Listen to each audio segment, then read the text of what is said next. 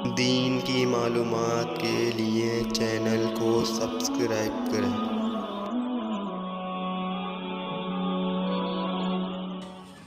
محترم ناظرین کرام، السلام علیکم ورحمۃ اللہ وبرکاتہ۔ اس سے پہلی ویڈیو میں ہم غسل کے فرائض اور غسل کا مفہوم طریقہ بتا چکے ہیں۔ اب ہم آپ کو بتانے والے ہیں وہ چیزیں جن کی وجہ سے غسل واجب ہوتا ہے، جنہیں موجبات غسل کہتے ہیں۔ ان میں پہلی چیز ہے احتلام کا ہو جانا، یعنی کہ سوتے ہوئے منی کا نکلنا، اس سے غسل فرض ہو جاتا ہے، جس کو انگلش میں بولتے ہیں نائٹ فیل ہو جانا۔ دوسری چیز جس سے غسل واجب ہوتا ہے وہ ہے بیداری میں شہوت کے ساتھ منی نکلنا۔ دیکھیے، بیداری میں اگر منی نکلتی ہے تو اس میں شہوت کا ہونا ضروری ہے، بغیر شہوت کے اگر نکلتی ہے، مثال کے طور پر بہت سے لوگوں کو بیماری ہوتی ہے، کوئی وزن اٹھایا، کوئی بھاری چیز اٹھائی اور اس کی وجہ سے ان کی نکل گئی، تو اس سے غسل فرض نہیں ہوتا ہے۔ بیداری میں شہوت ضروری ہے، یعنی کہ دل کے اندر جو جوش ہوتا ہے۔ لیکن اگر سوتے میں منی نکلتی ہے تو اس کے لیے شہوت کا پایا جانا ضروری ہے۔ بس اگر جاگا اور اس نے دیکھا کہ منی نکلی ہوئی ہے، وہ منی ہے، تو اس کے اوپر غسل واجب ہو جائے۔ تیسری چیز جس سے غسل واجب ہوتا ہے وہ ہے ہم بستری کرنا۔ ہم بستری کرنے کا مطلب یہ ہے کہ میاں بیوی کی شرمگاہوں کا آپس میں مل جانا، خواہ منی نکلے یا نہ نکلے۔ اگر دونوں کی شرمگاہیں آپس میں مل گئیں تو غسل واجب ہو جائے گا۔ اور پانچویں چیز ہے حیض کے خون کا بند ہونا۔ حیض اس خون کو کہتے ہیں جو عورتوں کو ہر مہینے آتا ہے، جس کو ماہواری بھی کہتے ہیں، پیریڈ۔ تو خون جتنے دن تک آئے گا اتنے دن تک جو ہے وہ ناپاک رہیں گی، اور اتنے دن وہ نہ نماز پڑھیں گی نہ قرآن پڑھیں گی۔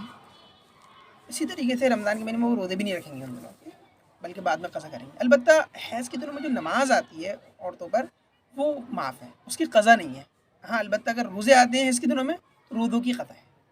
جتنے دن حیض رہے گا، اس کی کم سے کم مدت 3 دن ہے، تو اتنے دن تک عورت ناپاک رہے گی، اور جب حیض کا خون بند ہو جائے گا اس کے بعد میں اس کے اوپر غسل کرنا فرض ہوگا۔ چھٹی چیز جس سے غسل واجب ہوتا ہے وہ ہے نفاس کے خون کا بند ہو جانا۔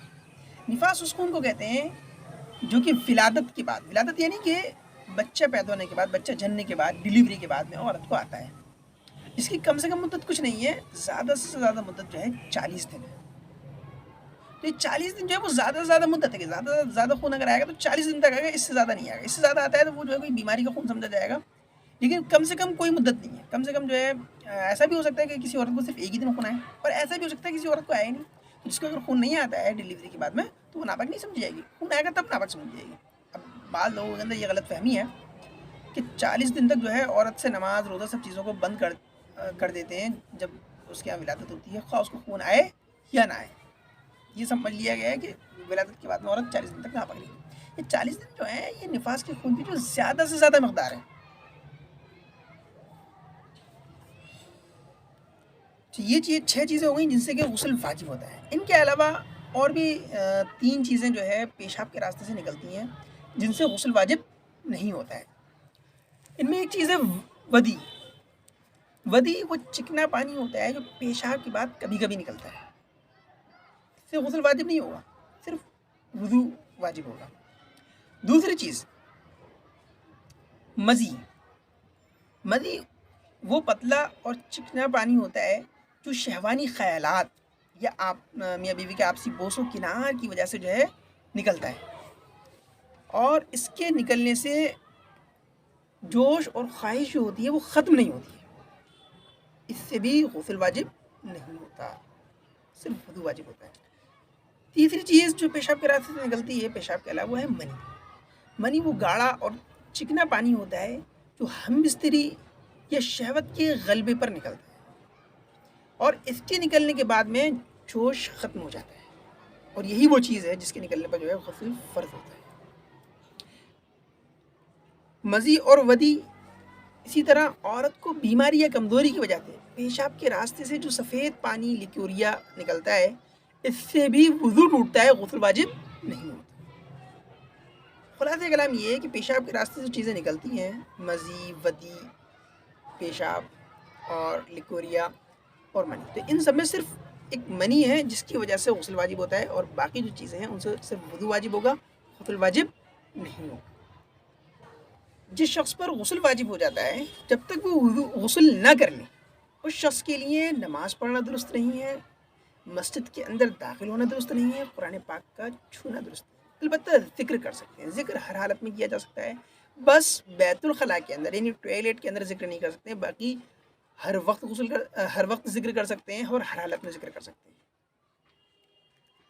باقی جس کے اوپر جو ہے غسل واجب ہے تو وہ مسجد میں نہیں آئے گا، قرآن پاک نہیں چھوئے گا اور نماز نہیں پڑھے گا۔ ہاں، جس کے اوپر غسل واجب نہیں ہے، صرف وضو واجب ہے، تو بے وضو شخص مسجد میں آ سکتا ہے، قرآن پاک جو ہے بغیر چھوئے پڑھ سکتا ہے، چھو نہیں سکتا اور نماز نہیں پڑھ سکتا۔ لہذا یہ غسل کو واجب کرنے والی چیزیں ہو گئی۔ اگر اس کے تعلق سے کوئی چیز سمجھ میں نہیں آئی ہو یا کوئی شخص کچھ پوچھنا چاہتا ہو، کامنٹ باکس میں پوچھ سکتا ہے۔ وآخر دعوانا الحمدللہ رب العالمین۔